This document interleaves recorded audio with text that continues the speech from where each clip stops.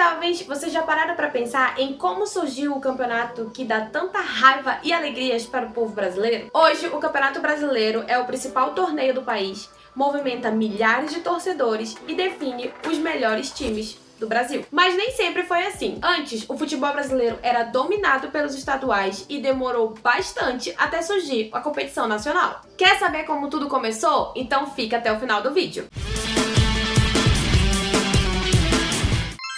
Nos primórdios do futebol no país, os times disputavam apenas os campeonatos estaduais. Mas em 1937 foi feito um torneio que pouca gente conhece, o Torneio dos Campeões, organizado pela FBF, a Federação Brasileira de Futebol. Esse torneio reuniu os campeões estaduais de diferentes estados para disputar o título de melhor time do Brasil. O campeão dessa edição foi o Atlético Mineiro, mas olha que curioso, apenas em 2023, após muita discussão, que a CBF reconheceu esse torneio como o primeiro oficial Campeonato Brasileiro, o que no fundo eu achei uma sacanagem com o Bahia. Mas apenas em 1959 que o Brasil teve um primeiro campeonato nacional de fato, a Taça Brasil. Esse torneio foi criado pela antiga CBD, que hoje é a CBF, para definir o verdadeiro campeão nacional que conseguiria a vaga para a Libertadores, que também estava sendo criada naquela época. O formato era simples. Os campeões estaduais se enfrentavam em um caráter eliminatório. O primeiro campeão desse torneio foi o Bahia, que enfrentou o Santos do Pelé na grande final e conquistou o título. Durante os anos seguintes, a Taça Brasil foi dominada pelo Santos, que conseguiu 5 títulos seguidos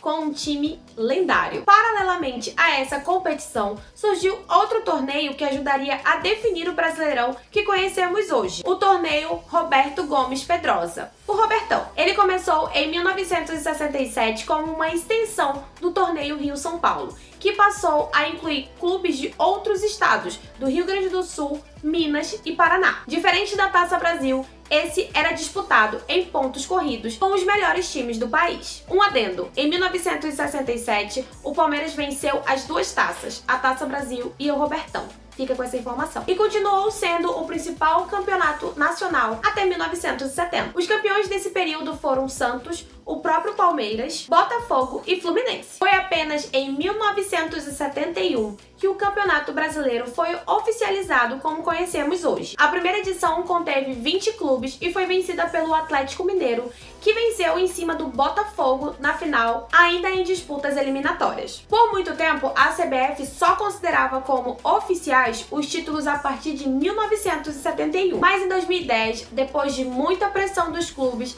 a entidade fez um fax.